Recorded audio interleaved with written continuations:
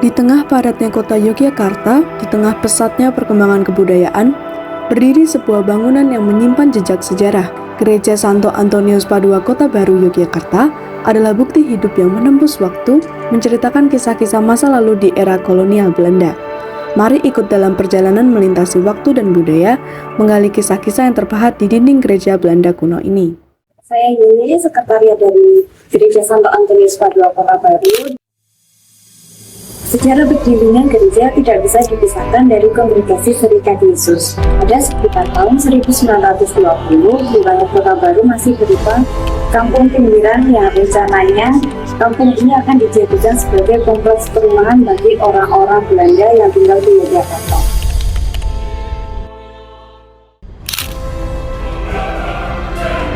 Gereja ini dibangun pada zaman Belanda dulu, jadi untuk bangunan arsiteknya memang mengikuti gaya kolonial Belanda.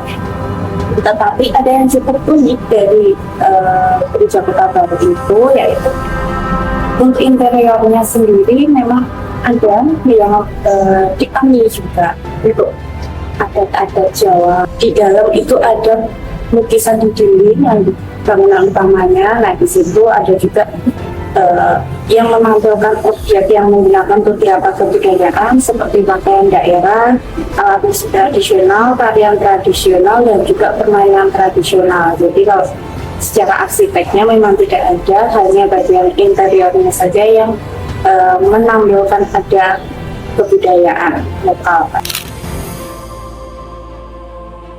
Di sana kan ada lukisan-lukisannya itu, yang di bagian atas altar itu kan ada lukisan pernikahan Kana, di mana di situ ada penari, pemusik, kemudian pengantinnya, tamu pestanya. Di situ juga akan terlihat kalau ada seperti permainan tradisional juga. Kemudian untuk alat musik sendiri juga di situ terlihat ada gendang, gong, suling, ada parasilennya. Pengantinnya juga menggunakan baju adat Jawa, kebaya.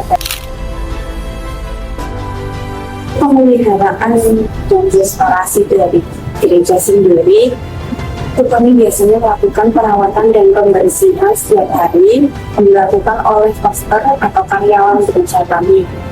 Nah, tetapi untuk seperti pemugaran atau rehabilitas yang lebih besar lagi, karena gereja ini sudah menjadi bangunan cagar budaya, jadi kami tidak bisa melakukannya sendiri, tetapi harus mengikuti jadwal yang sudah ditentukan dari Dinas Kebudayaan. Nah, untuk setelah menjadi bangunan cagar budaya, pertama kali dibuka pada tahun 2020 yang dilakukan oleh Dinas Kebudayaan.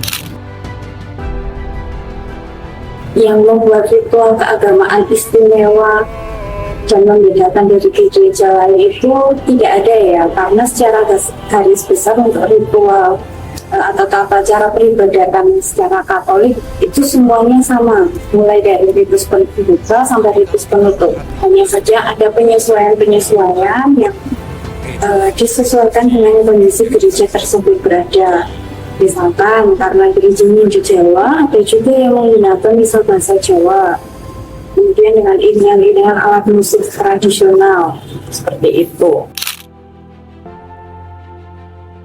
Untuk harapan dan rencana mempertahankan keberlangsungan budaya dan spiritualitas, melalui bicara spiritualitas, gereja kami ini menggunakan spiritualitas Ignatius atau spiritual Ignatian sebagai salah satu dasar yang di dalam pelayanan kami.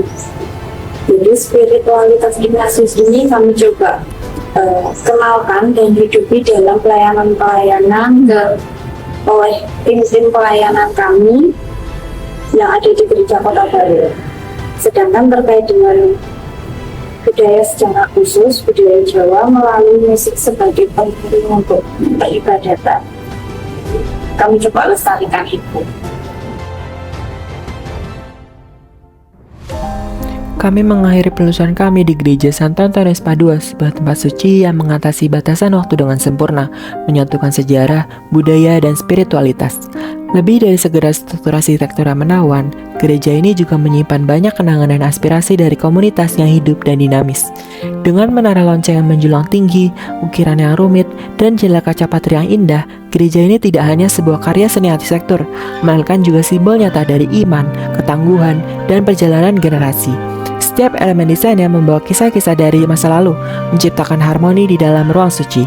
Gereja ini bukan hanya tentang keindahan strukturnya saja, tapi juga menjadi entitas hidup yang merajut komunitas bersama.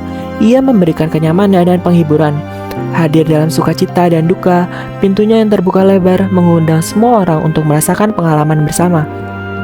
Saat kita menyimpulkan perjalanan melalui keajaiban arsitektur Gereja Santo Antonius Padua, mari kita bawa pulang gema sejarahnya, hangatnya komunitasnya, dan keindahan desain abadinya. Semoga ruang suci ini terus menjadi sumber inspirasi, tegak sebagai simbol semangat yang tak kenal lelah dari Yogyakarta dan mereka yang menyebutnya sebagai rumah.